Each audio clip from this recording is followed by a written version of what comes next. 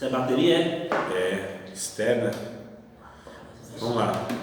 Tese, o cristianismo e os seus fundamentos. Mas antes que eu fale sobre isso, irmão, a gente vai voltar um pouquinho aí onde nós paramos, na verdade, na aula passada, né? Para não dar aquele salto. Eu falei sobre os objetivos da matéria, não é isso? Né? Eu acho que eu parei no ponto 3, que era mostrar que a fé a ser defendida é todo o conjunto de doutrinas e ensinos bíblicos. Vocês lembram disso aí, não? Você falou das 3 verdades teológicas, né? Teologais também. Isso. Fé, esperança e amor. E o amor, né? O tripé, né? Onde o cristianismo ele está apoiado, né? São as 3 virtudes teologais. Então o quarto ponto são 7, né? 7 seriam aí 7 propósitos, né? Desse estudo. Então o quarto propósito seria mostrar que os perigos contra o verdadeiro evangelho e a igreja é produto dele. É o ataque tanto de fora, o perigo externo, né? Perseguição no caso, o mundo descrente, quanto de dentro, que é o perigo interno, os falsos mestres e falsos profetas que se dizem crentes. Então o João, nas suas epístolas, combate muito aí ele diz, saíram de nós, não eram de nós, né? Os gnósticos no caso. Mas aí Pedro vai falando dos falsos profetas, Paulo também. Então esse povo aí, Paulo chama até mesmo alguns lá de cães, né? Os cães, os incircuncisos, ou seja, pessoas que eram religiosas, eram alguns até líderes. O próprio João, na epístola dele, ele diz que tinha um cidadão lá, um tal de Diótrefes. Alguém errou, falou outra palavra lá, né? Mas é um Diótrefes, não é Idiótrefes, né?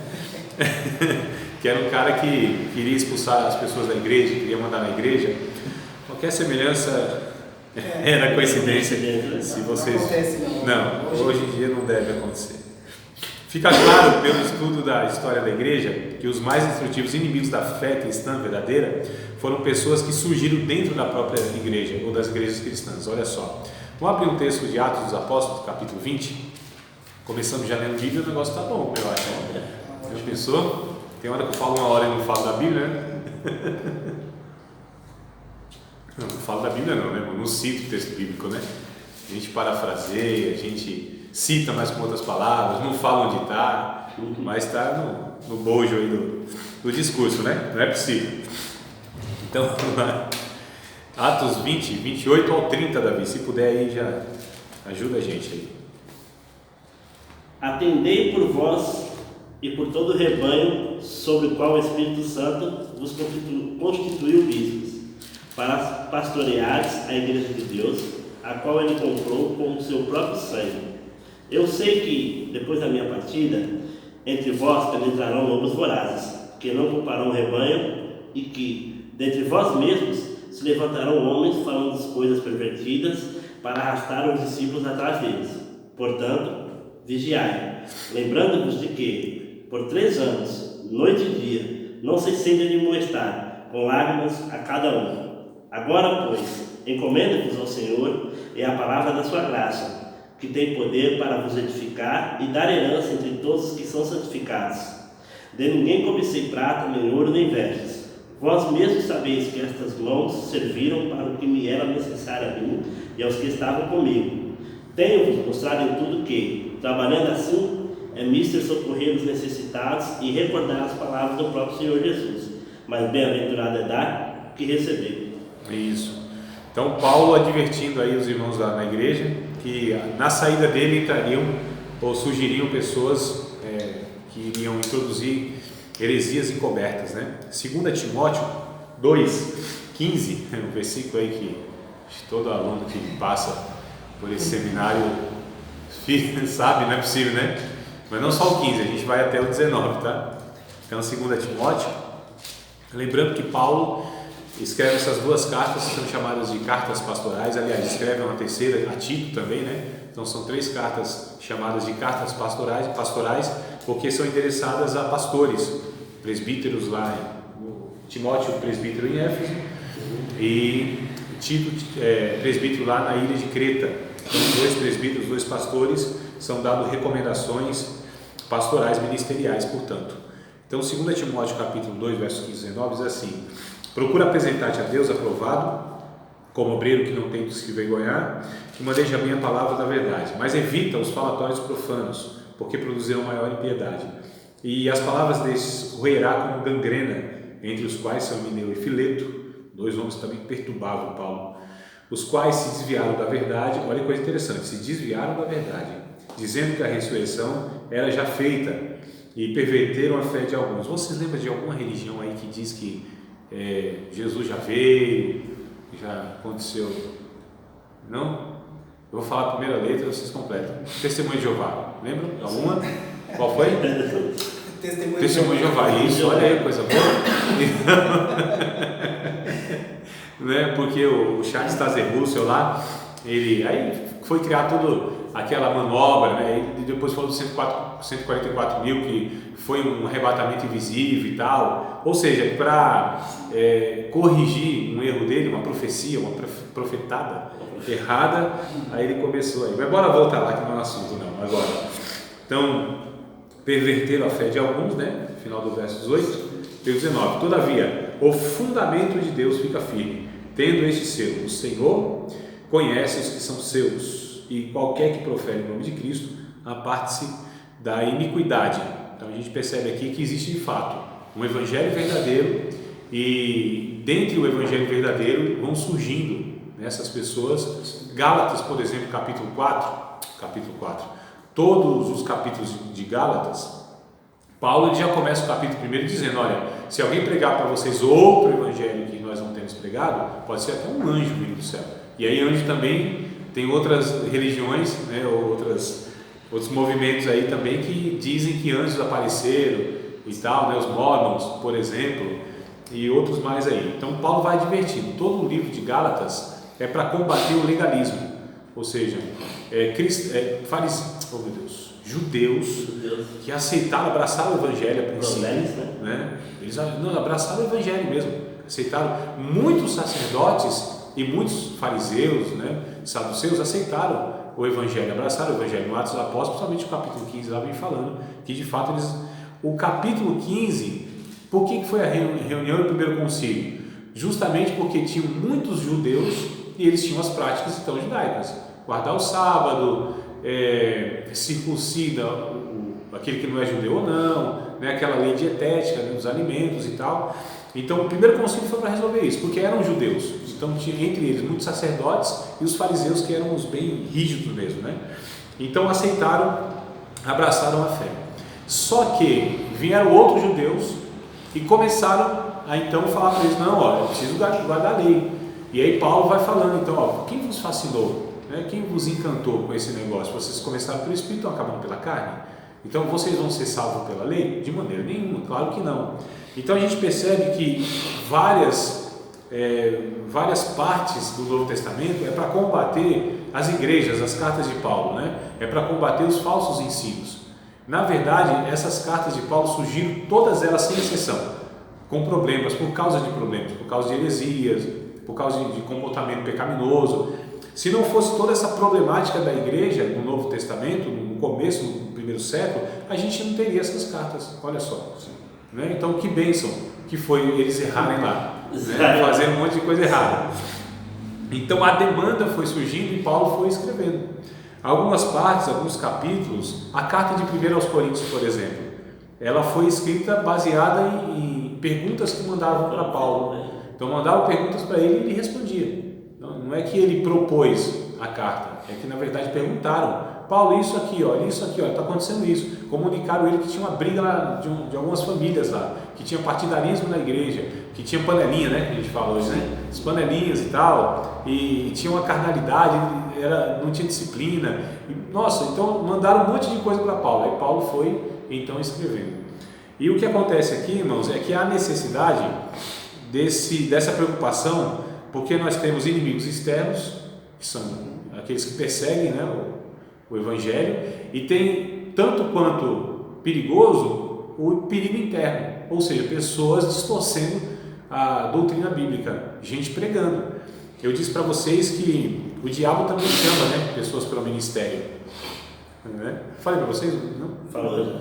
Então o diabo chama, vocaciona, coloca pessoas no ministério. Então há pastores, entre aspas, esses pastores, né? A função deles que eu estou dizendo, não que são pastores de Cristo, pastores bíblicos, mas essas pessoas que têm função de liderança pastoral, que pregam, ensinam, muitas delas de fato são de alguma maneira usadas pelo diabo. Porque se você distorce a doutrina, se você é contra missões, se você não prega a verdade, quem é que está chamando o Espírito Santo? Não dá para acreditar, né, irmão? Quem é que está usando o Espírito Santo? Também não dá para acreditar. Eu não digo que é um demônio, que a pessoa é endemoniada, não é essa a questão. Porque existe o endemoniado e o demonizado. Como Paulo diz, né? Influenciados por demônios.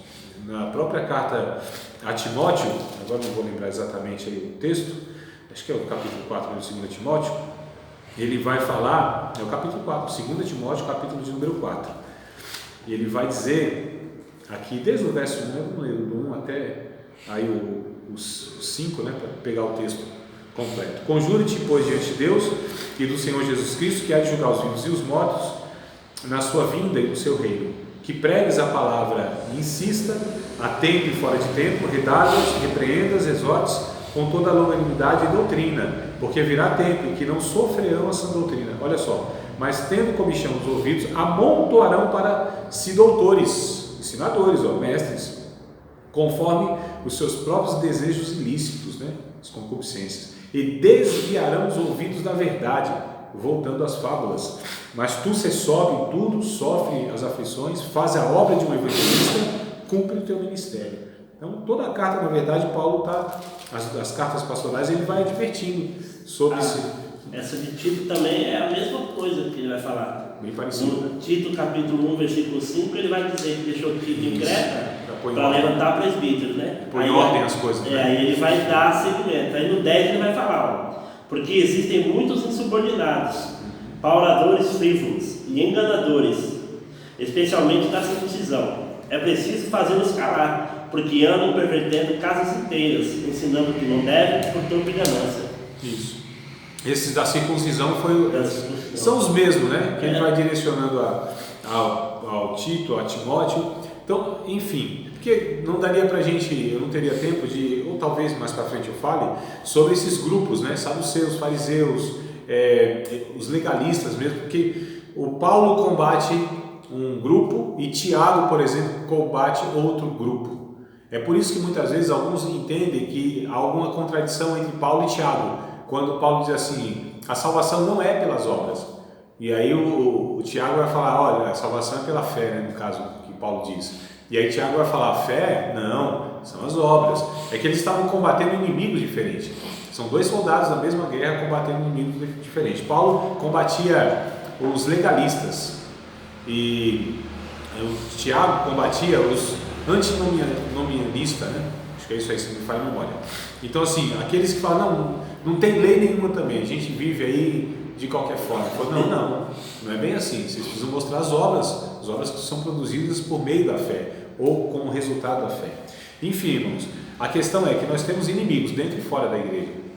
Os dois são perigosos demais. Talvez os de dentro sejam mais, porque muitas vezes eles se transfiguram, como diz Paulo lá em 2 Coríntios, né, capítulo 11, transfiguram em ministros de justiça, ministros de Cristo, mas na verdade são ministros do diabo, Satanás. Paulo é enfático a falar isso, não tem muito rodeio não, né? Então é muito perigoso, irmãos, essas pessoas. Por exemplo, nós temos aí teologias e teologias, nós temos teólogos. A questão é, e esses teólogos de fato estão ensinando a sã doutrina, os fundamentos da fé, ou eles estão distorcendo, como hoje nós temos aí a chamada teologia da prosperidade? O termo parece que não é tão usado, mas ela continua aí e vem se transfigurando, vem com rótulos diferentes. Por exemplo, hoje nós temos aí algo muito forte em muitas igrejas chamado de coaching. O coaching, ele enquanto está no âmbito de empresa não tem problema nenhum, irmãos, sem problema, né? A questão de lidar com as emoções, né? Preparar a pessoa para a questão empresarial, não tem problema nenhum. Agora, quando você pega um coach e coloca ele como função de pregador do evangelho, você percebe que não é pregador do evangelho, né? O cara fala bem, articula, usa o texto bíblico e tal, né, para trazer lá suas ideias, mas não é pregador do evangelho, e aquilo não é evangelho. Eu estou para ver um coach se apresenta como coach na igreja que pregue Jesus. Ele enfatiza o homem, a pessoa. Então, na verdade, isso aqui é antropocêntrico. E o Evangelho, Jesus tem que vir como centro de todas as coisas. Tem que convergir para Cristo. Cristo tem que ser a pauta. Paulo disse em 1 Coríntios capítulo 2, olha, eu quando fui ter com vocês, eu não fui com palavras assim sublimes, de sabedoria humana, né? Eu não propus a pregar nada, a não ser a Jesus Cristo e a esse crucificado. Não fui com sabedoria de palavra, mas em demonstração do Espírito e de poder, para que a fé de vocês não se apoiasse em sabedoria humana, mas em Cristo. Então, irmãos, é básico, né? É fundamento, é alicerce. Então, bora lá. Um dos objetivos é esse aí. Quinto objetivo, mostrar que os verdadeiros crentes não são aqueles que, em nome da união e comunhão cristã, sacrificam doutrinas bíblicas, fazendo separação arbitrária entre os que é relevante e os que não é importante na sua doutrina bíblica.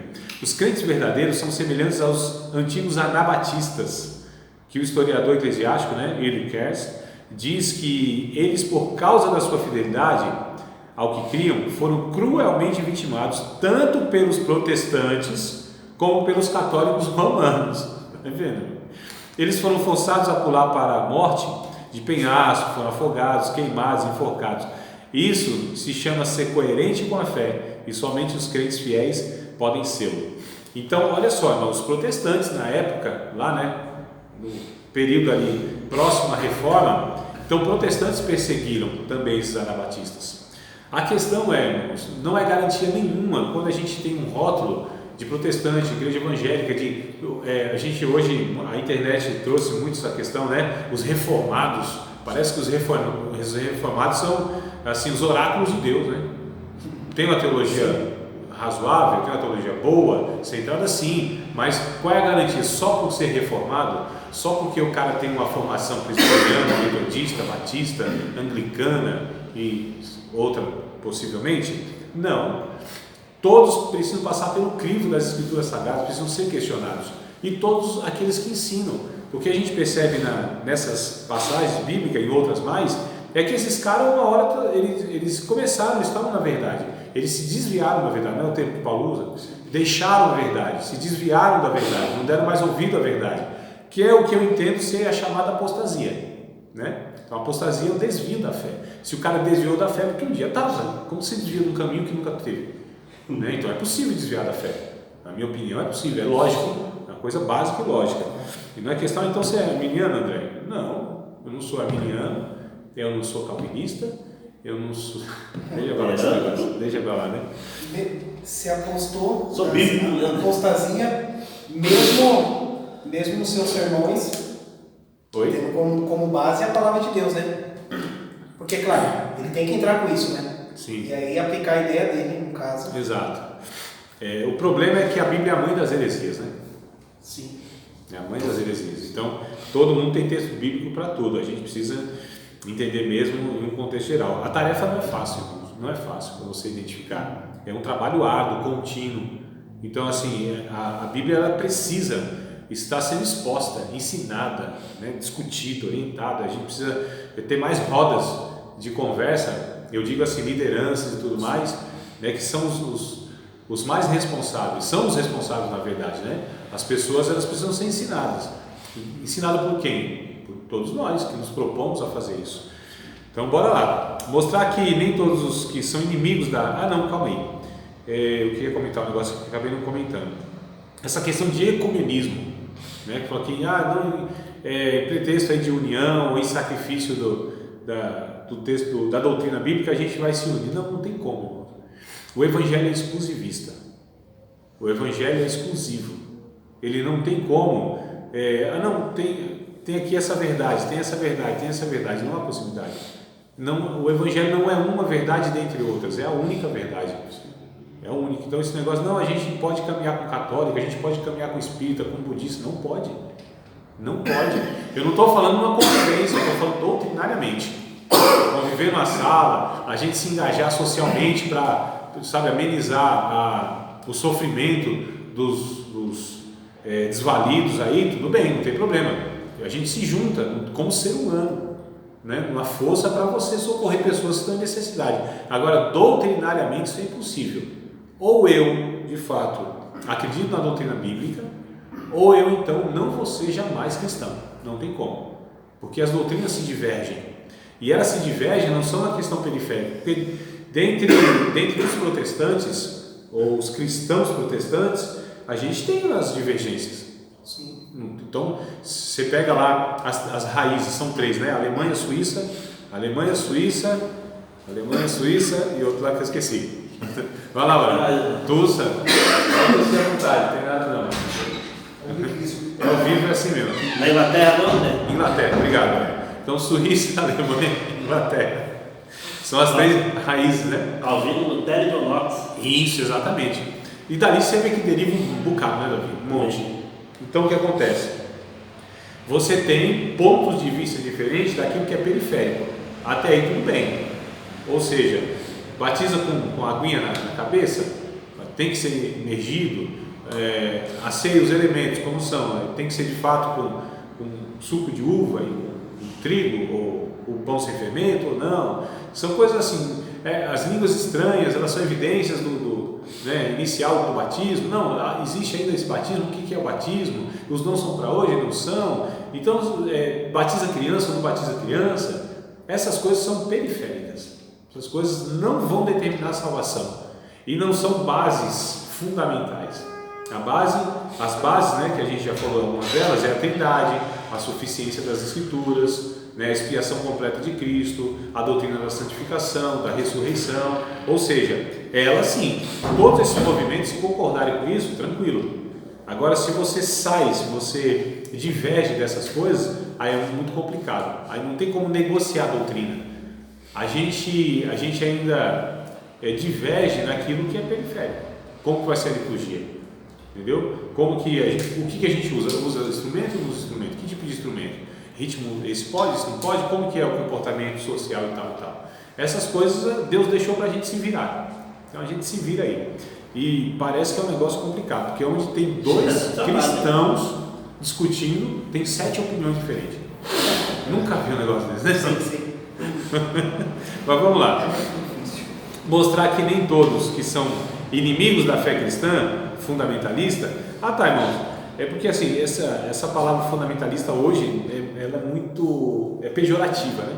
Então você fala assim, o cara é um fundamentalista, é um bruto, é ignorante. Nada justifica a brutalidade, a ignorância, a má educação. Então eu posso ser contundente, enfático, incisivo, seguro, tendo autoridade, mas sem ser bruto, sem ser mal educado, sem ser ignorante. O respeito, irmãos, é peça fundamental para que a gente possa dialogar. Então Paulo vai dizer em 2 Timóteo 2, 24, vamos ver lá se é isso mesmo. Qual é 2 Timóteo mesmo? 2, 24, acho que é 24, 25 ou só 24. Ao servo do Senhor não convém contender. Sim. Antes, ser manso, apto para ensinar. Que é para ver se Deus dá aí um arrependimento esses aí.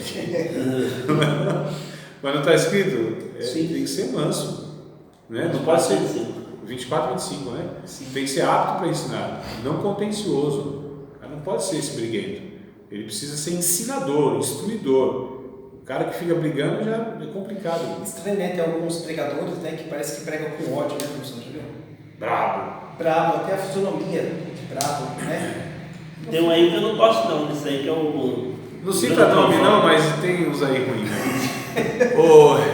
Não só uns, mas umas também, né? Tem vários, e vários assim que eles têm uma certa, ou aliás, muita influência na mídia e tal, né? Sim. Um dia passando um rapaz assim, frente à igreja, viu ali, igreja lotada, aquela coisa toda, e olhou assim, o cara estava meio embriagado, né? Aí ele ouviu o pregador dizendo assim, Deus está operando aqui, Deus está operando. Ele olhou assim, viu a cara dos crentes, aí olhou para o diabo e disse, Deus está operando sem anestesia, né? É um cara feio, todo mundo é um cara feio. Então, deve estar, não é possível, né? Né, irmão? Então o cara esbraveja. Eu não consigo imaginar Jesus expondo o Sermão do Monte, Jesus inclusive até mesmo falando para os fariseus naquele capítulo 23 de Mateus lá, que o negócio eu não vejo com essa raiva, com esse ódio, eu vejo como zelo, irmãos. Aí sim, né, como zelo, com autoridade. Agora, você não justifica você ser zeloso, porque assim, quando Jesus entrou no templo lá, que viu todo aquele comércio e tal, a intenção das pessoas e tudo mais, a Bíblia diz que ele vira as mesas, ele não dá chicotada em ninguém, que é uma conversa que fala que Jesus deu umas chicote estralou nas costas. Não, ele não era agressivo. Jesus, ele disse: eu sou manso e humilde de coração. Mansidão é a característica. Mansidão não é fraqueza, é controle das suas emoções, né? Então não agrediu ninguém, não ofendeu ninguém. A verdade de Deus, ela pode ser dita com toda a força da verdade, mas sem ser ofensivo no sentido de brutalidade, irmãos. Eu posso ser educado, mas eu posso e devo também falar a verdade. Então Jesus vira as mesas lá e os discípulos se lembraram do salmo, está escrito: o zelo da tua casa me devorou. Então o que ele fez? Cirou, mas não pecou, porque a ira de Jesus, a motivação é santa e o comportamento não foi pecaminoso. Então é possível a gente cirar com a ira de Deus, Deus se ira, mas essa ira zelosa, mas não pecar, porque quando eu ofendo alguém, quando eu sou mal educado com alguém, aí está o pecado, né? Então, porque saiu do âmbito já, o raio de ação da natureza do Espírito Santo nas nossas vidas, que a natureza do Espírito Santo é mansidão, domínio próprio, paz, né? Então, mas vamos lá, mostrar que nem todos os que são inimigos da fé cristã fundamentalista negam as doutrinas fundamentais. Alguns chegam até a ensiná-las. Além disso, alguns deles parecem ser crentes sinceros, santos, esforçados no evangelismo, mas que não estão interessados em defender as doutrinas fundamentais da Bíblia, nem estão prontos a se separar dos que negam tais fundamentos. Esses indivíduos talvez até sejam realmente crentes salvos, só Deus sabe, né? Porém, eles representam a falta de compromisso com a genuína fé cristã, o afrouxamento das convicções cristãs, a rendição e disposição de armas diante do inimigo, um incentivo ao crescimento livre da apostasia, pois toda neutralidade no campo da luta contra as artimanhas, né, das hostes do mal, torna-se de fato uma colaboração com o mal. Ô irmãos, quem que foi que falou? Foi semana passada até que você que me disse, quem tinha falado que para o mal avançar só basta os bons se calarem, né? Foi Martin Luther King? Foi o Martin Luther King que falou. Isso, então o que é preciso fazer para que o mal se alastre? Os bons não falem nada, se calem, né? Então é só a gente deixar de fazer o que deve fazer. Existe o pecado da omissão, a negligência, que é o que Tiago vai condenar. Quem pois sabe fazer o bem não faz, comete o pecado. Então, incentivo aí o crescimento da livre apostasia, né? Pois a neutralidade no campo da luta contra essas artimanhas, a gente está colaborando na verdade. Esses indivíduos neutros e que ainda querem dialogar com o mal, os apóstatas, e depois de repetidas vezes advertidos, devem ser excluídos da nossa comunhão, segundo nos ordena a Bíblia, né? Quanto a essa neutralidade aí. E deixa eu ver aqui, bom, depois eu comento um pouco mais. A questão é, irmãos, fala assim, não, eu não vou falar nada não vou ensinar nada não, vou ficar na minha.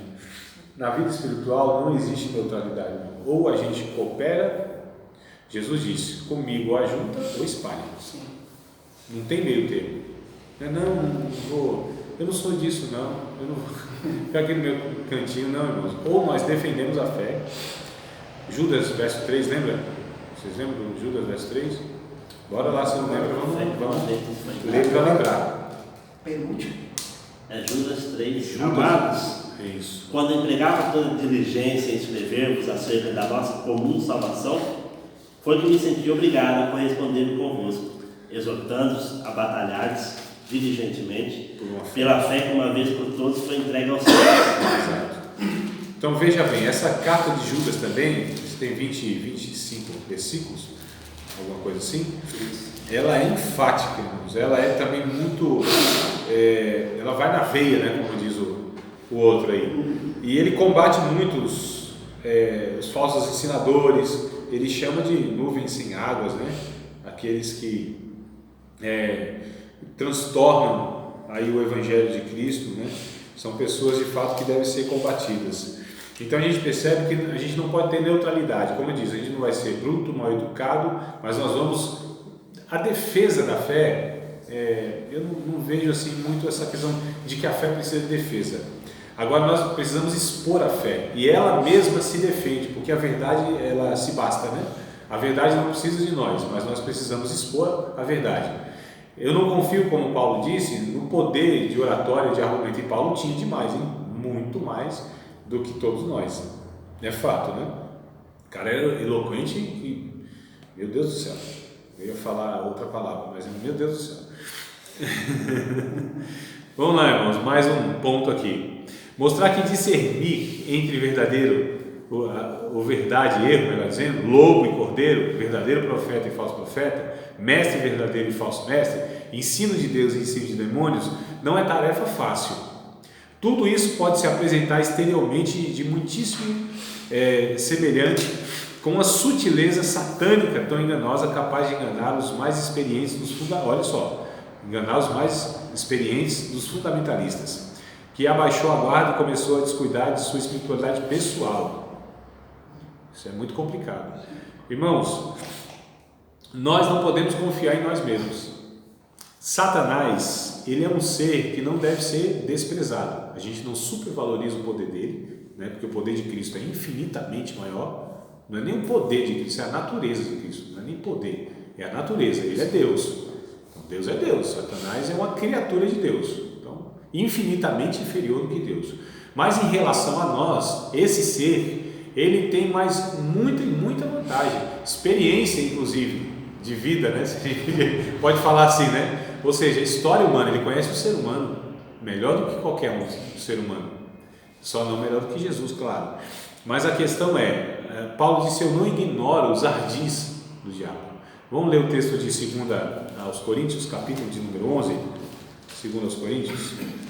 E Paulo adverte muitas vezes a respeito desse ser que tem talvez uma característica, a característica maior dele, melhor dizendo, deva ser de fato isso, esse poder de engano. Como a Bíblia diz, ele é um enganador, o acusador dos nossos irmãos, o enganador, a serpente. João capítulo 10, né? Exato. Jesus vem falando muito acerca disso. Sem dúvida, ele é um enganador. Sim. Ele é mesmo, ele é o pai da mentira, né? Então, não tem como não a gente desprezar. Capítulo 11 de 2 aos Coríntios, Paulo diz assim: olha, tomara que se suportasseis um pouco na minha loucura, suportai-me porém ainda, porque estou zeloso de vocês, com zelo de Deus. Percebe o zelo? Porque vos tenho preparado para vos apresentar como uma virgem para o marido, a saber, a Cristo. Mas temo que assim como a serpente enganou Eva com a sua astúcia, assim também sejam de alguma sorte corrompidos os vossos sentidos e se apartem da simplicidade que há em Cristo. Porque se alguém for pregar outro Jesus que nós não temos pregado, ou se recebeis outro Espírito que não recebestes, ou outro Evangelho que não abraçaste, com razão o sofrereis. Aí a gente pula lá para o verso de número 12, 13, né? 12, 13, 14, 15. Mas o que eu faço, farei para cortar ocasião aos que buscam ocasião, a fim de que naquilo em que se gloriam sejam achados assim como nós. Porque tais falsos apóstolos são obreiros fraudulentos, transfigurando-se em apóstolos de Cristo. Olha só. E não é maravilha, porque o próprio Satanás se transfigura em anjos de luz. Não é muito, pois, que os seus ministros se transfigurem em ministros da justiça, o fim dos quais será conforme as suas obras. Então Paulo vem advertindo aqui que nem sempre é fácil, irmãos. É aquela parábola, aquela história do joio e do trigo, né? São assim, muito parecidos, e às vezes nem dá para você identificar. É preciso discernimento bíblico doutrinário. Isso não é um dom. Estou falando do dom de discernir espíritos. Estou falando de discernimento bíblico doutrinário. Todo cristão deve ter esse discernimento, porque diante da verdade você precisa ter um discernimento. Aliás, da mentira, né? Para saber se é verdade ou não. Então a gente percebe aqui, irmãos, que nem sempre é fácil essa tarefa aí, não. É uma batalha, ou como Judas disse, né? Uma batalha renhida. Lembrou da harpa cristã, não? Batalha renhida. É exigido um constante exercício das faculdades espirituais em prol do próprio crescimento no conhecimento da palavra de Deus, numa constante busca de um conhecimento real e pessoal de Deus através de todos os meios que a graça coloca à disposição do cristão, numa percepção crescente do valor supremo e preeminência de Cristo, num despojamento constante do eu malvado e egocentrizado, irmãos, no cultivo incessante da humildade, numa constante atitude de servo, totalmente independente da vontade de Deus, com o propósito negociável de fazer tudo para agradar a Deus e glorificá-lo para sempre. Deixa eu parar aqui no texto. A disciplina espiritual ela é fundamental. Tem pessoas que se tornam aí esses apologetas, esses defensores da fé, ou esses caras que vão defendendo, né? Acham que estão na defesa do Evangelho. Eles vão se esquecendo de que o propósito maior disso são levar pessoas a Cristo, não é ganhar batalha intelectual com ninguém. Então, quando a gente, por exemplo, vai falar com pessoas, adeptos de religiões, a gente não está preocupado em ganhar a batalha, em desmontar a crença dele. Não é por aí. A gente está preocupado em levar Jesus a essas pessoas. E aí também a gente não deve se descuidar de nós, irmãos. É muito complicado esse negócio, né? Porque muitas vezes a pessoa se perde nesse meio e ela, com a sua vida, ela vai despregando tudo aquilo que ela prega. Por exemplo, para mim seria muito difícil dar crédito para uma pessoa ignorante, por exemplo, né? Essa pessoa arrogante, que não há humildade nela. Então é muito difícil você dar ouvido para uma pessoa assim. Então a gente vê esses expositores aí que vocês falaram, né? Alguns que vocês pensaram, mas não falaram, mas todos nós sabemos quem são.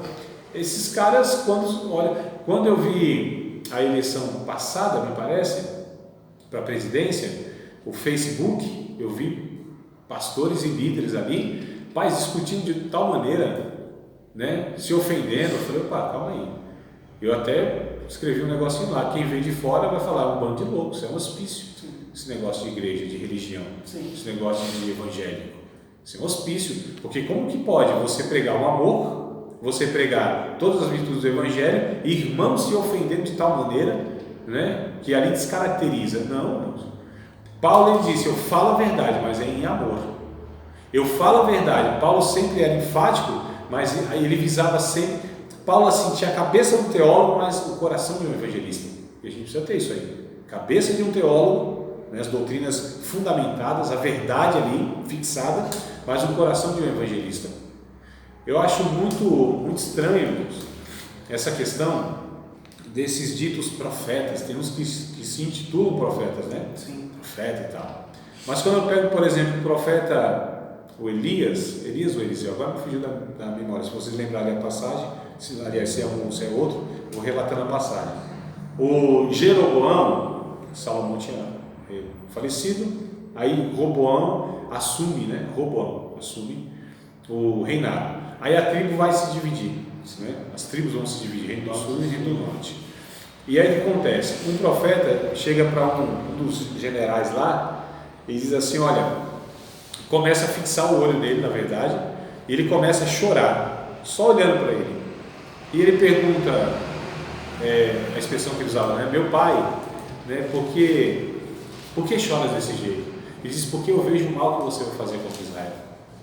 Então ele estava trazendo uma sentença, uma palavra dura contra o povo de Deus, contra Israel, só que ele se quebrantou. É como Jesus fez também, irmãos.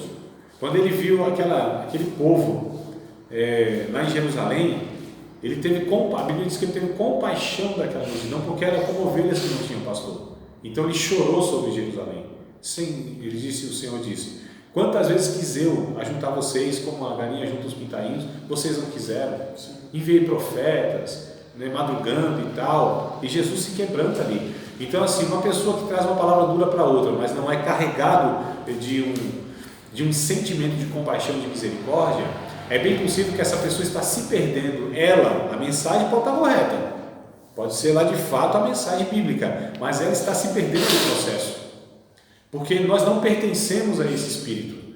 Quando os dois apóstolos de Cristo lá foram entrar na cidade, Jesus, você entra lá, prepara lá um aposentozinho para a gente aí e tal. Aí foram, não receberam porque viram, judeu, na cidade de Samaritana, voltaram lá, disse, Senhor, o que a gente faz igual a Elias? Manda fogo descer assim, desbagaça tudo aí, queima todo mundo. Aí Jesus disse, não, calma aí, vocês não sabem de que espírito vocês sois? Vocês não pertencem a esse espírito. Não é bem por aí, né? Porque tem uns que é assim. Sim. É um negócio estranho, irmão. E pregam isso até hoje. Né? Sim. De uma forma. Como que discípulos de Cristo, aqueles que foram ensinados por Jesus, da seguinte forma: perseguiu você? Ora, falou mal? Fala bem. Deu um soco no queixo e vai cair. Soco no queixo cai. Sim, cara. Porque a palavra lá é essa no original, né? Cigaio, soco no queixo. Caiu? Levanta. Tem que acordar, né? Mas acorda, levanta e fala, dá do outro lado, no queixo de novo, que é para cair. Olha só os ensinamentos. Então, vocês estão sendo perseguidos, vocês estão adorados. Fizeram mal, faz o bem. Obrigou você a ir uma milha, vai duas, não foi nem exigida. Olha que coisa interessante. Tiraram a capa, dá também a túnica. Então, é muito mais que a gente tem que fazer. E aí os discípulos de Jesus nos 3 primeiros séculos, eles entenderam tão bem isso, que quanto mais crente matava, quanto mais crente torturava, perseguia, mais o número de cristãos crescia. Alguém que se assim igual a clara do ovo, né? Você vai batendo, ela vai aumentando. Tem uma frase de um teólogo que eu esqueci, dessa época, ele disse assim que o sangue dos cristãos é semente. E aí, lembra da música antiga? Eu sou a semente do sangue, dos heróis que morreram sangrando. Não vou cantar aqui para vocês não se emocionarem, não ficar com uma emoção assim, negativa, né? Raiva. A questão, irmãos, é que a gente não deve se perder nesse processo aí. Então, esse malvado, esse egocentrizado, né? Egocentrizado, ou seja, o cara que é muito soberbo, há um risco, né, irmãos? A gente às vezes achar que é dono da verdade. Nós não somos dono da verdade, nós só expomos aquilo que acreditamos que é verdade. E se de fato é verdade, ela vai se encarregar de fazer o que tem que fazer. A gente não é chamado para defender o Evangelho, a gente é chamado para expor o Evangelho. Se o Evangelho que a gente está expondo, ele é o Evangelho, ele por si só dará conta de acabar com toda heresia, de quebrar corações duros. O Evangelho é suficiente, ele é poderoso, não precisa de nós. A gente precisa sair de cena nesse entendimento que a gente é capaz de fazer, nós não somos capazes de fazer. Ninguém ser convencido pelo Evangelho. O Evangelho é suficiente, ele é poderoso, ele é a semente. Paulo disse, um planta, outro rega. Quem dá o crescimento é Deus, é o Espírito Santo, que é poderoso para convencer os homens. Então, na aula, por exemplo, jamais eu quero convencer vocês de coisa nenhuma, não é minha intenção. Tanto é que vocês estão tendo comigo, vocês sabem que eu não tenho esse perfil de querer provar por A mais B, de pegar o seu argumento, não, vamos aqui na Bíblia, isso aqui, e tentar te convencer. Meu irmão, isso não é meu papel. Eu exponho e proponho, imponho não. Porque quem impõe é quem não tem convicção do conteúdo da mensagem e acha que ele precisa ajudar a mensagem. Eu não preciso ajudar a mensagem, ela é suficiente. Eu só tento expor ela, né? Então, acaba se tornando um peso, né, em posição, né? Sem dúvida. Quando essa revista passada aí da escola dominical, falando só expor o texto, teve um tópico que falou acerca de língua estranha, sobre rodoviagem, pular, virar dentro da igreja, né? Lá na igreja, no congrego, é forte lá. Tem esse aí comportamento. se colocou contestando, aí eu só li o texto, 1 Coríntios 14 inteiro, isso, na sala. Aí foi tranquilo. Todo mundo ficou meio assim, né? Não tem mais nada para comentar não, li o texto com calma e pronto. Expõe o texto, né? Acabou assim. Opa, isso dói, né? Porque você tenta trazer de uma forma, é claro, você é taxado como, isso já aconteceu comigo, algumas complicações que eu enfrentei na igreja quando eu voltei, o estrela aí, o dono da verdade, olha isso. E aí eu falei, meu, não é isso, né? O problema é eu sabendo que isso está errado e ser conivente com a situação. Isso, e falar, não, tá bom, vou ficar quieto aqui, porque eu tô. Não. Eu falei, não, eu prefiro enfrentar isso agora, mas mesmo assim, né, manter. Os conflitos de ideias são naturais e saudáveis. O que não pode ter é confronto. Sim. Então, confronto é onde eu quero anular o outro. O conflito, nós todos estamos numa construção. Né? Então, um pensa de uma forma, outro pensa de outra. Isso é natural, isso é normal. Sim. Há conflitos. Isso que eu falei, desde que seja respeitoso. Então, irmão, você acredita que é assim? Tudo bem, eu acredito que é assado, né? E aí? E aí nada, porque a gente não está para convencer um ou outro. Então, se aquilo é verdade, vai dar conta, né? Vai dar conta. O Espírito Santo, ele é suficiente.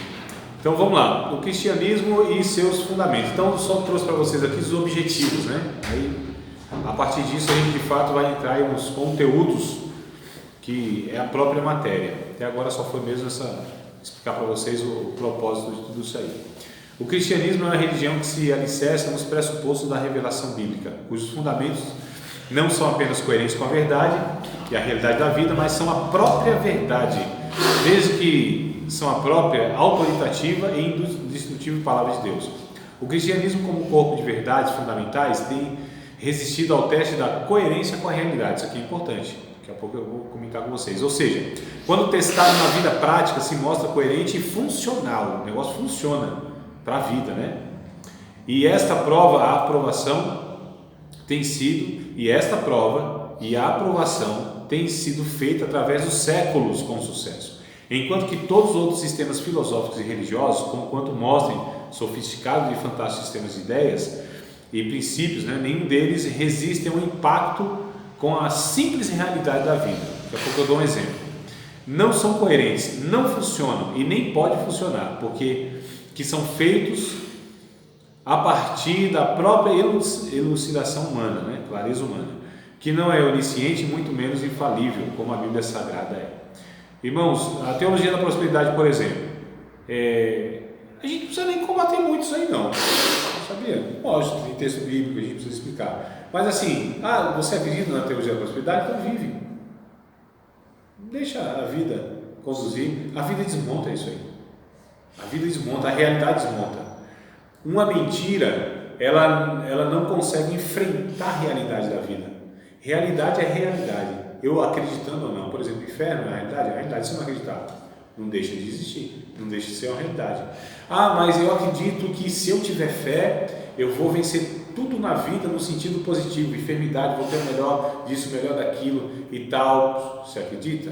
A realidade não é essa. Não, mas eu acredito então, mas a realidade não é essa. E se a realidade não é essa, meu irmão, né? E aí você vê, por exemplo, um cidadão chamado Romildo Rodrigues Soares, conhecido como R.R. Soares, né? Ele é adepto da teologia da prosperidade, né? Ele é discípulo lá do Kenneth Reagan, aquele cara mesmo herético de carteirinha. E ele diz: se você tem fé, você vai ser curado de toda espécie de enfermidade, vai receber a vitória, aquela coisa toda. Se isso não acontecer, porque você não teve fé, ou tem algum pecado enrustido, um dos dois, né? Essa aí é regra para os pregadores da teologia da prosperidade.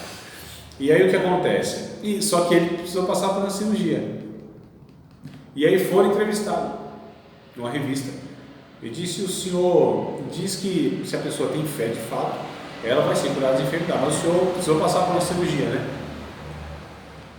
Ou seja, não foi curado. Sim. Ele disse: é verdade, eu não tive fé suficiente. Oi. Se ele fala que não é assim, ele desmonta toda a estrutura dele. Ele desmente. Agora, a realidade, está vendo? Agora, para ele se safar, e essas pessoas vão se safando, se tornam safados, né? Ele deu um passo para trás, né? É lógico. Então, para se safar, você sempre tem alguma coisa. Então, eu falei alguma coisa para você, Davi.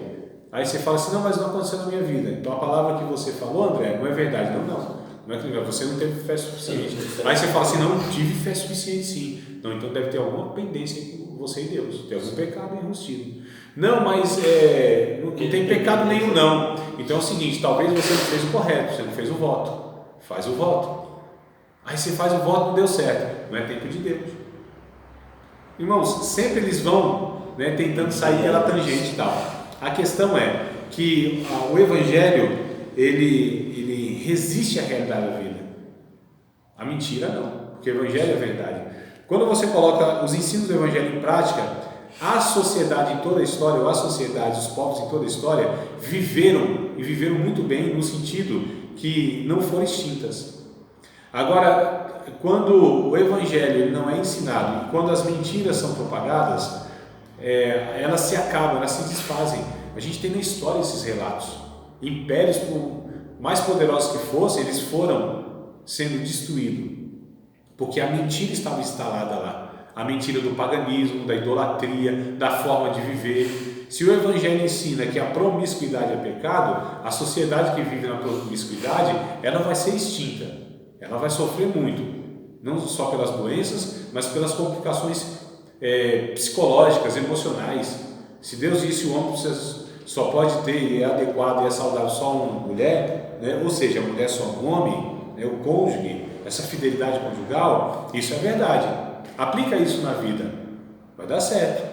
A sociedade e a humanidade, inclusive, irmãos, vocês sabiam que a proposta da união homoafetiva é uma proposta de extinção da humanidade? De extinção? Extinção, que acabe a humanidade. É a lógica, né? Não se Se acaba com a união heterossexual, não há reprodução. não há reprodução. Então, tá. União afetiva, como é que vão se reproduzir? Então a Bíblia, quando ela é aplicada, né, quando ela é ensinada, ela é vivida, a gente percebe que a realidade é sustentada, né, o adequado. Agora, quando a mentira, o não evangelho, ele é ensinado, pode ter certeza que essa sociedade, a humanidade, ela vai de mal a pior. Se a Bíblia diz não minta, não cobice o que é do próximo, né, seja generoso, empático. Então são ensinos bíblicos e isso põe em prática, isso funciona, colocando em prática, né? Então a realidade da vida, irmão, desmonta tudo isso aí, né? Tem coisas que a gente não precisa nem esquentar muito a cabeça, não. Então o cristianismo bíblico difere de tudo mais, porque é mais que um conceito ou filosofia. De fato, como já disse Francis Schaeffer, é a relação pessoal com Deus pessoal que existe, que é uma realidade. Relação esta baseada na comunicação escrita e proposicional de Deus, ou seja, no propósito de Deus, né, para os homens e no trabalho completo de Jesus Cristo na história e espaço temporal. A genuína experiência de conversão a Cristo difere de todas as outras conversões religiosas, porque é infinitamente mais que a compreensão e adoção do sistema religioso ou ideológico da filosofia, e muito mais que uma experiência mística e inexplicável. Ainda citando Schaeffer, é uma experiência final, porém pode ser verbalizada e de tal natureza que pode ser discutida racionalmente.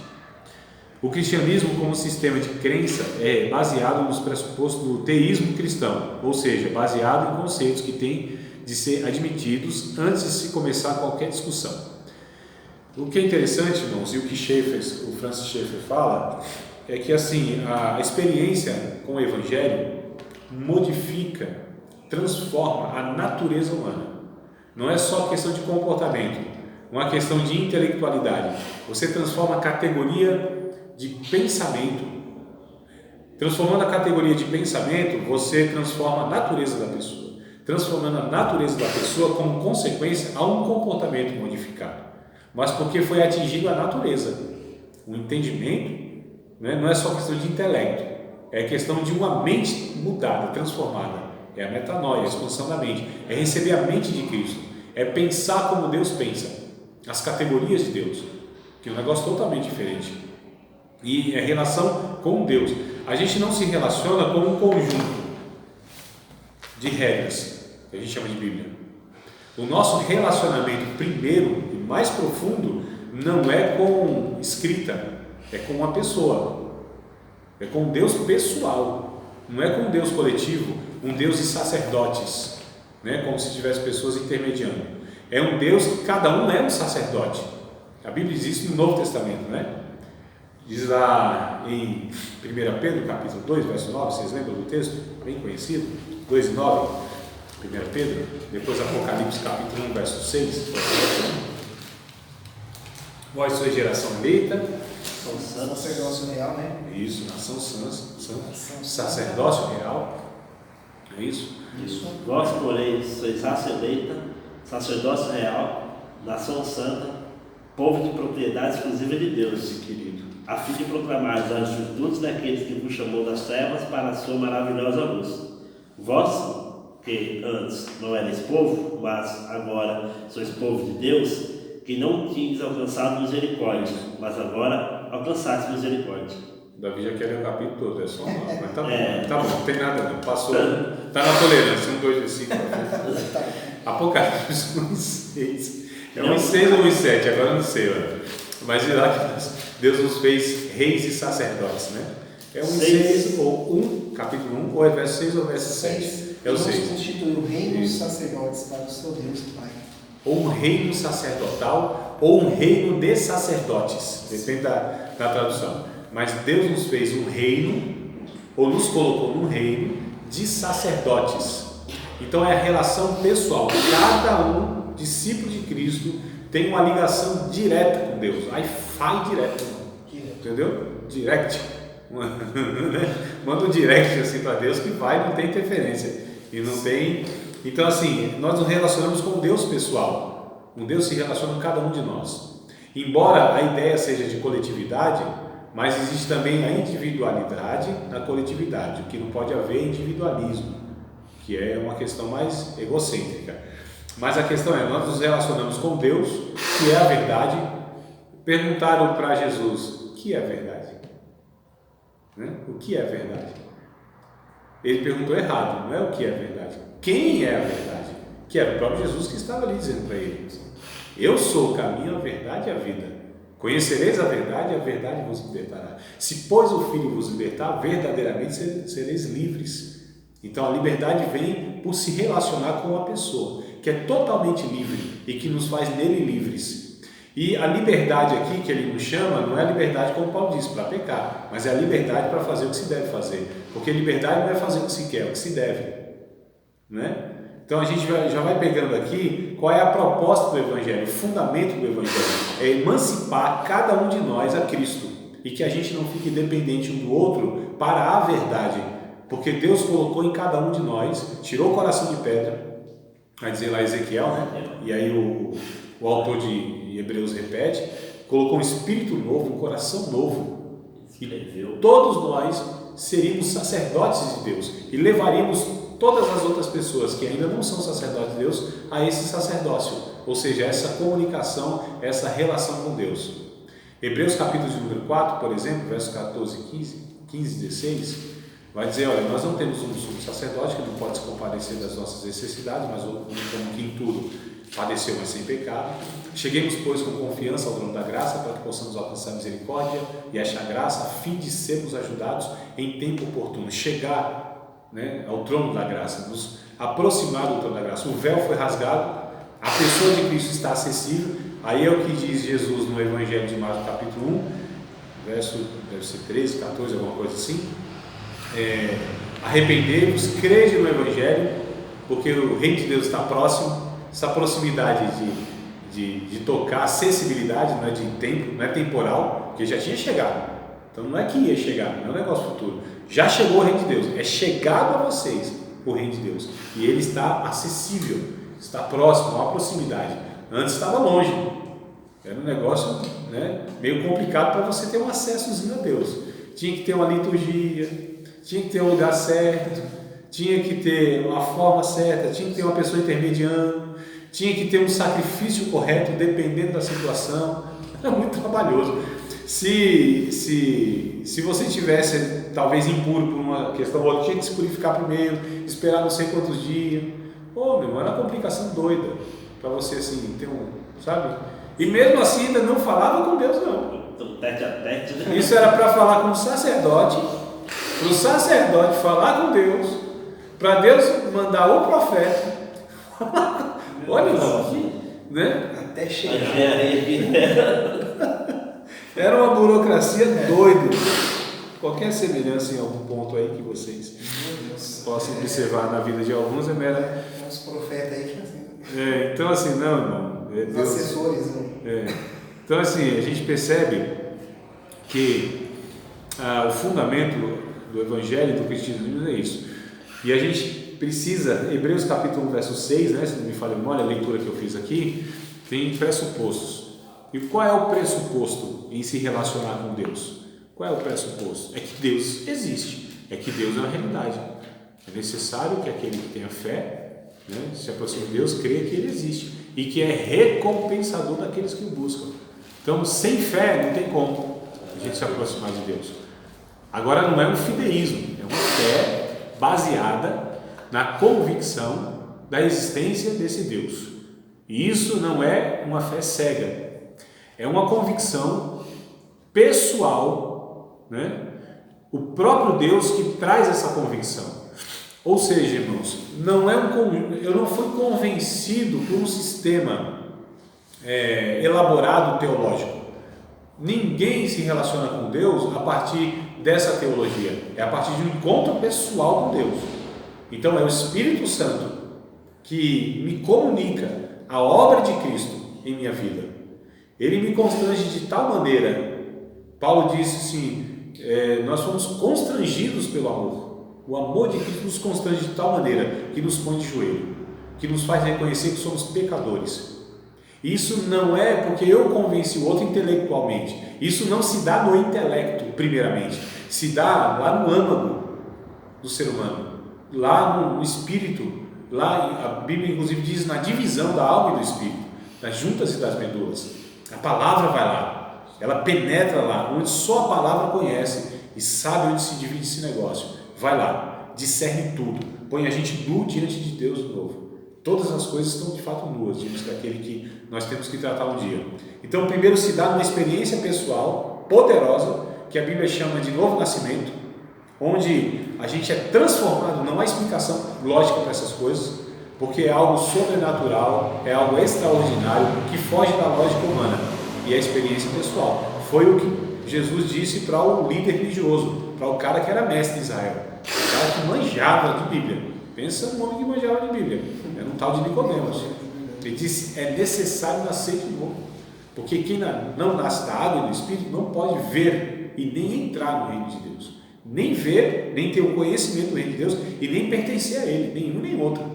Olha que coisa interessante. Então é um novo nascimento. Então nós não estamos falando de um fundamento que é meramente um conjunto de ideias. Não, irmãos. Senão seria mais uma filosofia proposta no mundo e não é. É uma intervenção divina.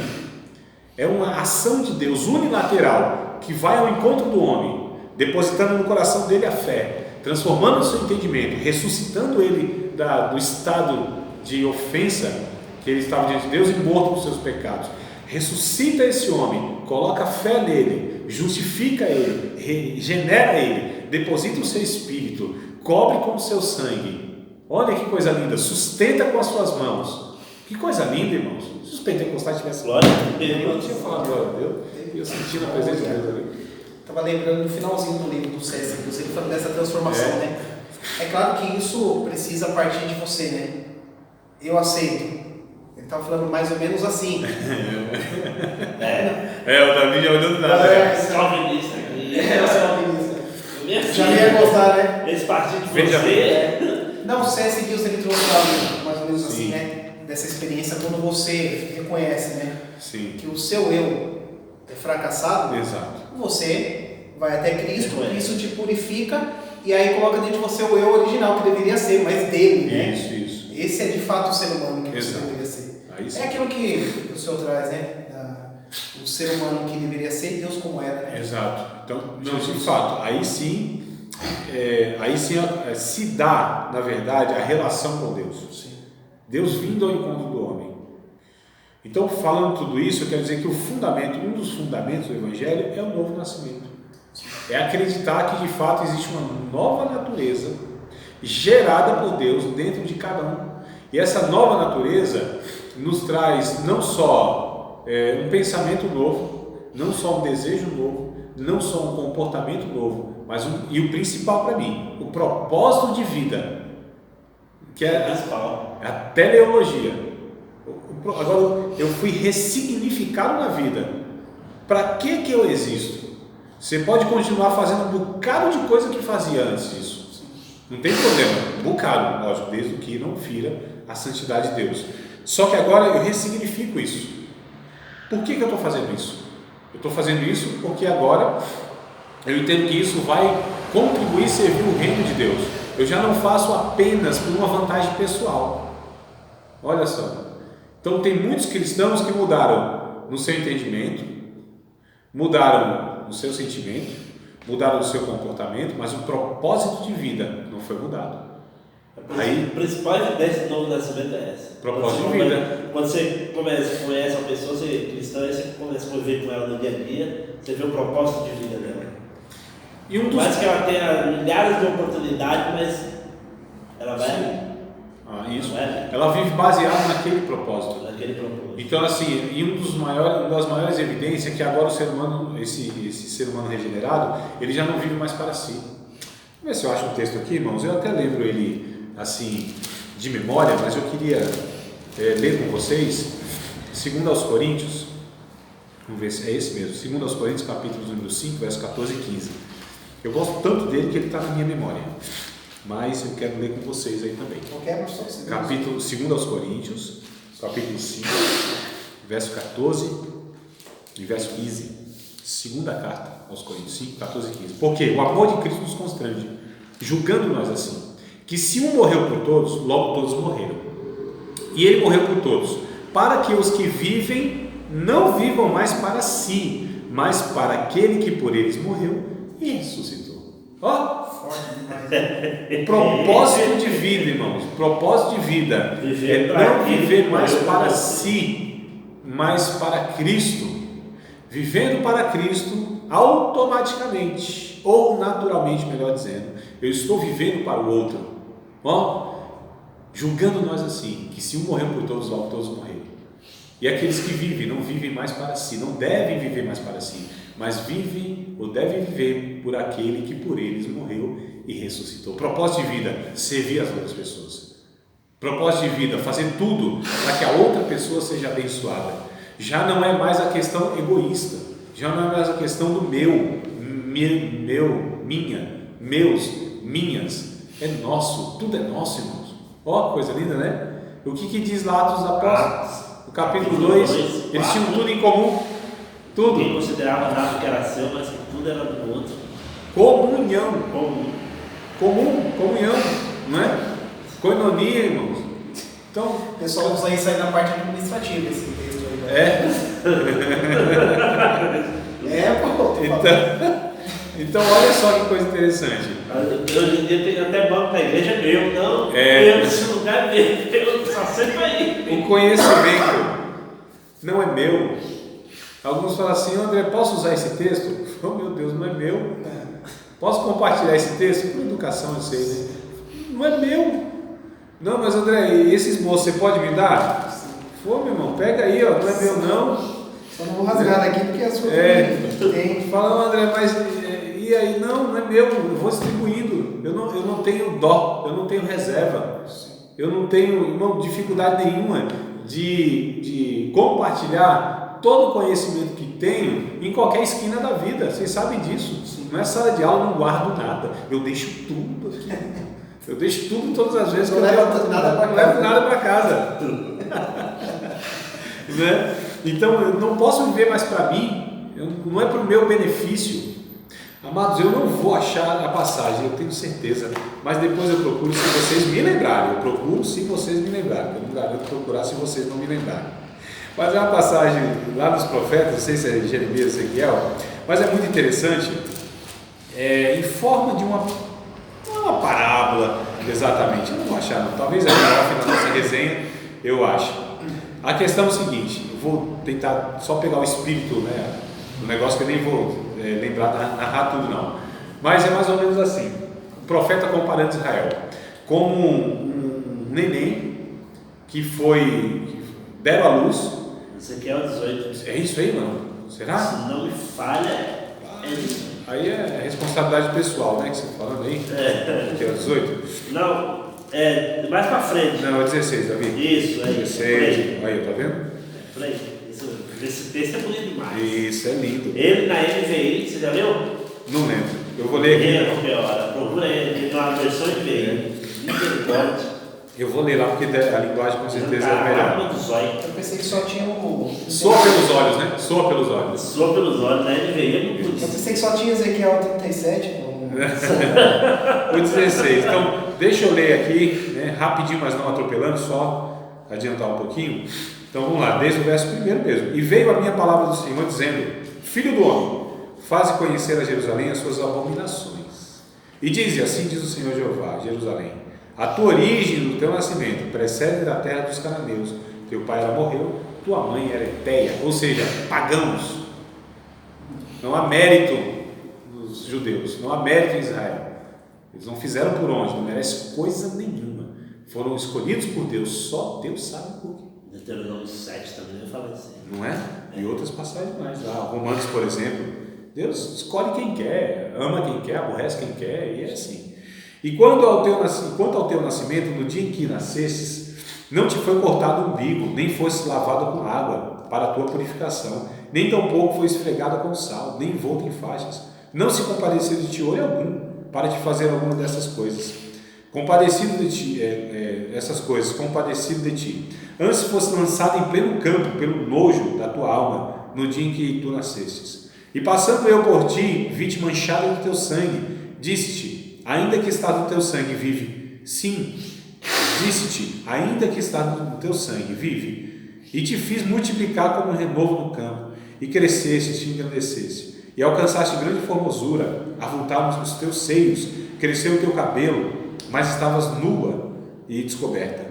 E passando eu por ti, vi-te, e eis que o teu tempo era tempo de amores, e estendi, melhor dizendo, sobre ti a auréola do meu manto, e cobri a tua nudez, e dei-te juramento, e entrei em concerto contigo, diz o Senhor Jeová, e tu ficaste sendo minha, então te lavei com água, e te enxuguei o teu sangue, e te ungi com óleo, também te vesti de bordadura, e te calcei com pele de texugo, e te cingi de linho fino, e te cobri de seda, e te ornei de enfeites, e te pus braceletes nas mãos e um colar à roda do teu pescoço, e te pus uma joia, olha só, na testa, e pendentes nas orelhas, e uma coroa de glória na cabeça. Foi Deus que foi ornando isso aí, viu?